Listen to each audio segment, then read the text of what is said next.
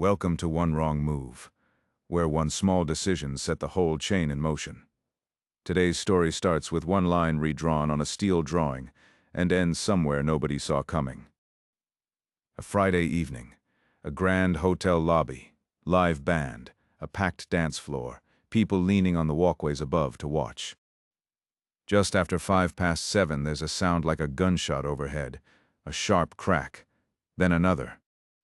And two stacked walkways tear loose and fall straight into the crowd. 114 people are killed, about 216 more are hurt. Not a bomb, not a fire, not an earthquake. The building around them was still standing. What failed was one connection: a nut, a washer, and a steel rod holding a walkway up. Because one continuous rod had been redrawn as two, a tiny shop drawing change that roughly doubled the load. This was a brand new luxury hotel in Kansas City. It had opened to guests only about a year earlier. The centerpiece was the lobby, a huge open atrium, 4 stories tall, all glass and light and open air, the kind of space that makes you look up. Guests would stand in that lobby and gaze up at the height of it. It was the whole point of the place. It felt grand, it felt solid.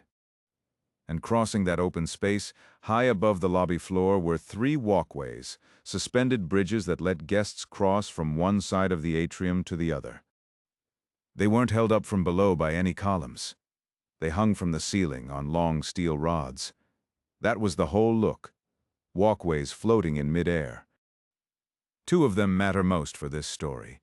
One walkway up on the 4th floor, and directly below it, on the same line, one walkway on the 2nd floor. Stacked, one almost right on top of the other. Hold on to that. They were stacked. There was a 3rd walkway, too, over on the 3rd floor, but it sat off on a different line, hung on its own rods. Keep it in the back of your mind for later.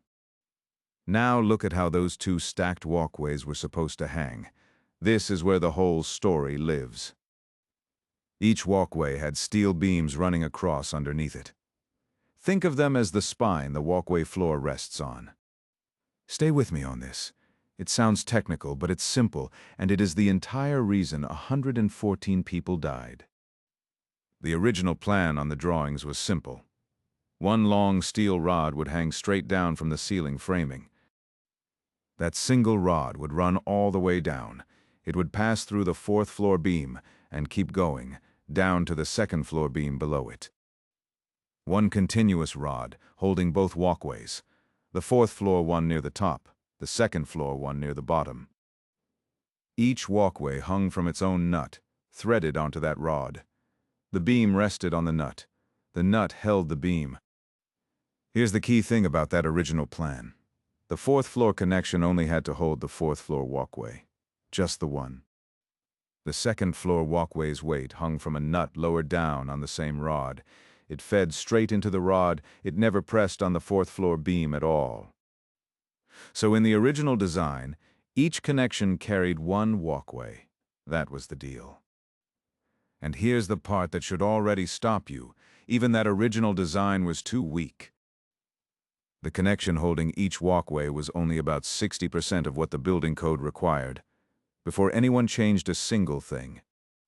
So the plan was already under strength on paper. It just hadn't been tested by a real crowd yet. And that's the quiet part of this story. The danger was baked in before the first beam was ever bolted into place. Nobody walking through that beautiful lobby could have known. It looked finished. It looked safe. The flaw was hidden up in the steel. Hold that picture, one rod holding both, because the change that's coming is tiny, and it's about to double the danger. If this is your kind of story, hit subscribe right now. Now we get to the change, the one wrong move. When it came time to actually build this thing, somebody looked at that long continuous rod and saw a real problem. To get the upper nut into place, you'd have to thread it all the way up the rod, the entire length, past the lower walkway. That's slow. It's awkward, and it can chew up the threads on the way up. On a real building site, it's a headache. So a simpler idea went onto the drawings. Don't use one long rod. Use two short ones instead. One rod from the ceiling down to the fourth floor beam. Then a second, separate rod from the fourth floor beam down to the second floor beam. The two rods offset slightly side by side, instead of one rod running clean through both. On paper, it looks like the same thing. The walkways still hang in the same place. A guest would never see the difference. It looks like a small fix for an installation headache. It isn't. It's the whole disaster. Stop here. Look at what that second rod just did. In the original, the second floor walkway hung from the rod itself, lower down. Its weight never touched the fourth floor beam. But now, with two rods, the lower walkway hangs from the fourth floor beam, not from a rod passing through it, from the beam itself. So that fourth floor connection is suddenly holding two walkways, its own and the entire second floor walkway hanging beneath it. One change on a drawing, and the load on that one connection roughly doubled. Now remember, the original was already only about 60% of code.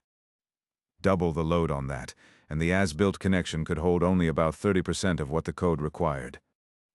30%. And to be clear, that's the strength of the connection measured against the code. It is not how many people it could hold. And nobody ran the numbers again. The change went onto the drawings, got a seal, and was never rechecked. That is the one wrong move.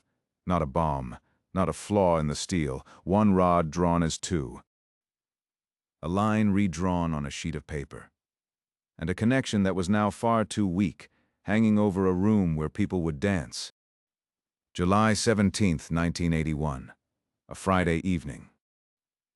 The hotel held a weekly tea dance in the Atrium. Old big band music, a live orchestra, couples out on the floor. It was popular. That night, roughly 1,600 people were in and around the lobby. Some were dancing down on the floor, and some had gone up onto the walkways to watch from above, including the stacked pair. People standing on the fourth floor walkway, people standing on the second floor walkway right below it, all of it hanging from that one weak connection. At about 7:05, the fourth floor connection finally gave way. Here's exactly how it let go. The walkway hung on a nut and a washer, bearing up against a steel box beam. That box beam was two steel channels welded together along their edges, with the rod passing through the seam. Under the doubled load, the nut and washer pulled straight through that welded beam. The steel split apart, and the rod tore out. That welded seam was the weakest point of the whole thing. Both the original rod and the new two-rod version ran straight through it. There was no margin left. The instant that one connection let go, its share of the weight slammed onto the rods right next to it. They weren't built for it either. So they let go too, one after another, like buttons popping off a shirt. The fourth floor walkway dropped. It crashed down onto the second floor walkway directly below it. And both of them, together, came down onto the crowd on the lobby floor. Tons of concrete and steel and glass onto people who had just come out to dance. The third walkway, the one off on its own separate line, never fell. It just hung there. The only difference was how it was hung. The music had been playing. Then the cracking sound, and a roar, and a wall of dust where the walkways used to be. In a few seconds, it was over. On that lobby floor, rescuers faced one of the worst scenes the city had ever seen. People were pinned under the fallen slabs. Rescuers worked for hours into the night to reach them. When the count was finally finished, 114 people were dead.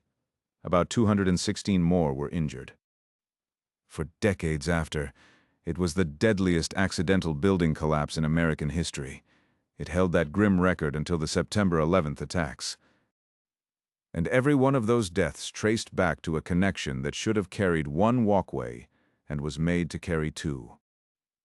Think about how ordinary the trigger was. Not a storm, not a blast, just people, standing where the hotel had invited them to stand. The federal government sent in its investigators. At the time, they were the National Bureau of Standards. Today, we'd call them NIST. They pulled the wreckage apart. They tested the steel. They tested the welds. And here's what they found. The steel itself was fine. The welds met spec. The materials were not the problem. The most probable cause, they concluded, was the connections themselves. The box beam-to-rod connections simply did not have the capacity to carry the load. Their finding was blunt. The walkways, they wrote, had only minimal capacity to resist their own weight. Sit with that for a second. The walkways could barely hold themselves up empty before you put a single person on them. And the original design, the one before the change, wouldn't have met the code either. The change just turned a hidden flaw into a death trap. Investigators figured the as-built walkways would have failed under roughly a third of the load they were supposed to carry. A third. The math was never close. So how does a change this dangerous get built without anyone catching it? The two-rod idea came up during fabrication as a practical fix for that threading problem. It went onto the shop drawings, the drawings the engineers were supposed to review and seal before any steel got made. And the connection, the single most important detail of the whole design, was never properly reanalyzed against the new layout. Nobody sat down and asked the one question that mattered. If we split this rod, what does the fourth floor connection have to hold now? If anyone had run that one number, the answer screams off the page. Twice the load on a connection that was already too weak. But the review didn't happen the way it should have. The seal went on the drawing. The steel got built. The walkways went up. And the trap hung over that lobby for a year, quietly waiting for a big enough crowd. If this is landing, take 1 second and subscribe. A line redrawn on a single sheet of paper killed 114 people that should not fade from your memory. Then came the reckoning. 2 engineers carried the legal responsibility for that connection. The project engineer and the engineer of record who sealed the drawings. A state board found them both guilty of gross negligence in their work as engineers. The ruling on the engineer of record put it plainly. He was grossly negligent in failing to review that connection drawing before he sealed it. Both men lost their licenses to practice engineering. Their firm lost its license to practice too. Not because they set out to hurt anyone, because the system meant to catch a fatal change had a gap in it, and the change slipped right through. The original detail was theirs. The change came from the shop floor. But the seal on that drawing meant the connection was their job to check, and it didn't get checked. It became the case that engineers still study today. The reason a connection cannot be quietly redrawn in a workshop and never checked again. After this, the whole industry changed how it handles these drawings. Critical connections now get a second set of eyes, on purpose, because of what happened in that lobby. Step back from the whole chain. It started with a design that was already too weak, only about 60% of what the code required. Then a practical idea to fix an installation headache. Split one rod into 2. That one change doubled the load on the 4th floor connection and dropped it to about 30% of code. A review that should have caught it and didn't. A seal on a drawing nobody had ever really checked. And a crowd of 1,600 people on an ordinary Friday night dancing right under it. A nut and washer pulled through a welded beam. 2 walkways fell. 114 people died. That's the one wrong move. One continuous rod, drawn instead as 2, a change that looked like nothing at all. No single person set out to do harm here. It was a reasonable-looking fix on a busy project that just never got the one check it needed.